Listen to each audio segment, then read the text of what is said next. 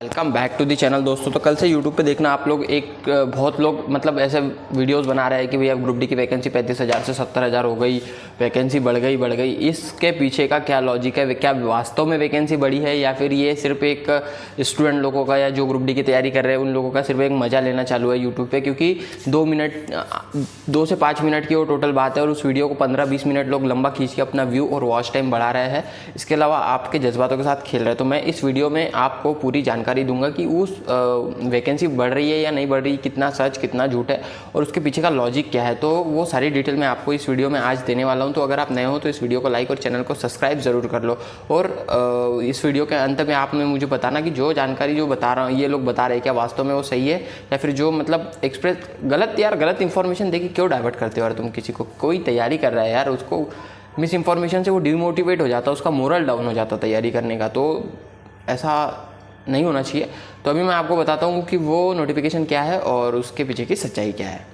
PDF है, आप देख सकते हो the PNM meeting between the railway board and the all Indian railway federation held. तो AIRF जो है ऑल इंडियन रेलवे फेडरेशन जो यूनियन है, जो रेलवे का सबसे बड़ा यूनियन है, उसका ये मेमोरेंडम है, न कि कोई RRB या फिर रेलवे बोर्ड का ये कोई लेटर है जिसको आप ऑफिशियली मान सकते हो। बट ये भी लेटर काफ़ी मायने रखता है क्योंकि ये जो फेडरेशन है ये सबसे बड़ी फेडरेशन है, रेलवे की सबसे बड़ा यूनियन का ग्रुप है जो रेलवे की बातों को अपने रेलवे बोर्ड के सामने रखता है। तो देख सकते हो आप इसमें ऑफिशियल अपना क्या बोलते हैं, इसमें ऑफिशियल साइड से जो लोग थे ये रेलवे बोर्ड की तरफ से जो देख सकते हो, सतीश कुमार चेयरमैन जो रेलवे बोर्ड के चेयरमैन है, रूपा श्रीनिवास मेंबर है फाइनेंस की और नवीन जो है गुलाटी। तो ये काफ़ी तगड़े मेंबर है रेलवे बोर्ड के।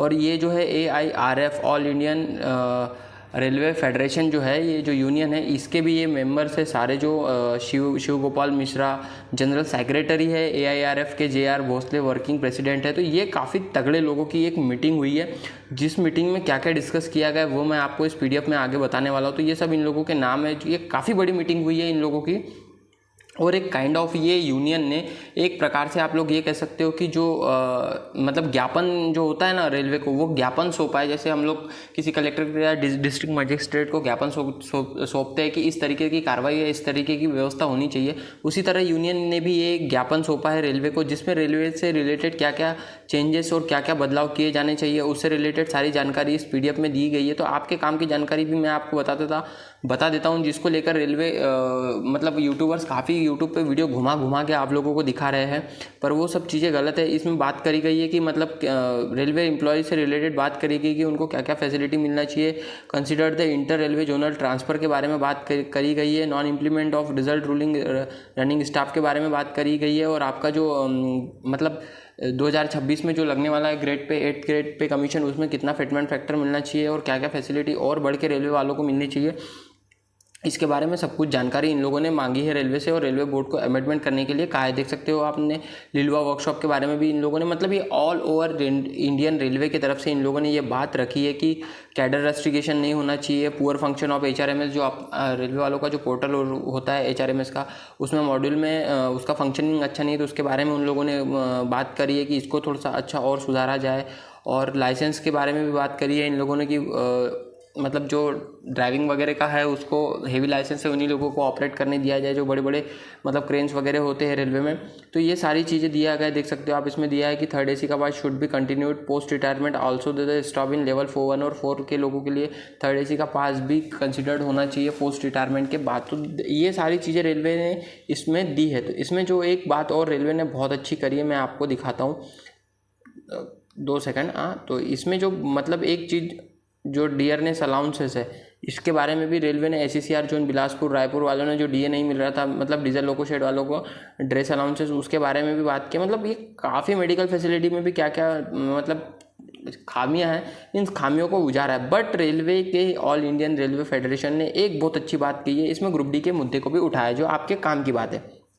बाकी आप PDF डाउनलोड कर लेना तो सारी डिटेल पढ़ लेना। बाकी सारी डिटेल आपकी कोई काम की नहीं है जब तक आप रेलवे में इंटर नहीं हो जाते हो, आपको ये फैसिलिटी कुछ नहीं मिलने वाली है।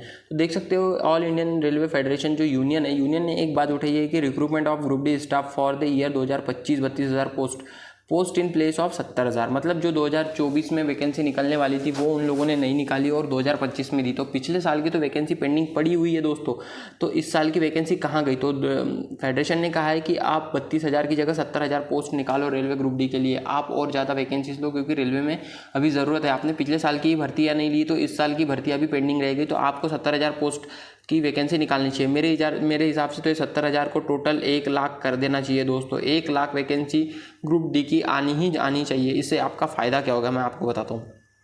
अगर 1 लाख वैकेंसी अगर आती है तो कट ऑफ जो है दोस्तों देख सकते हो, ग्रुप डी का जो फॉर्म भरा गया है वो भरा गया है 1 करोड़ 1 CR करोड़ फॉर्म भरे। अगर 1 लाख अगर वैकेंसी अगर आ जाती है 1 करोड़ 1 CR पे, तो आपके रेलवे में ज्वाइन होने के चांसेस बढ़ जाएंगे दोस्तों। रेलवे में ज्वाइन होने के चांसेस आपके बढ़ जाएंगे। क्यों? क्योंकि क्या होगा, नंबर ऑफ़ वैकेंसी बढ़ने से नंबर ऑफ़ कट ऑफ कम हो जाता है। क्योंकि 1 करोड़ लोगों में ज़रूरी नहीं कि 1 करोड़ लोग पूरे पढ़ने वाले सिंसियर होंगे। इसमें बहुत ऐसे लोग होंगे जो 20% मेरे हिसाब से मान के चलता हूँ जो सिंसियर होंगे। और इसमें भी फिर कोटा लग जाता है, इसमें अप्रेंटिस वाले आ जाते हैं, इसमें AWS वाले आ जाते हैं। तो वैकेंसीज कहीं ना कहीं बहुत कम ही बचती है।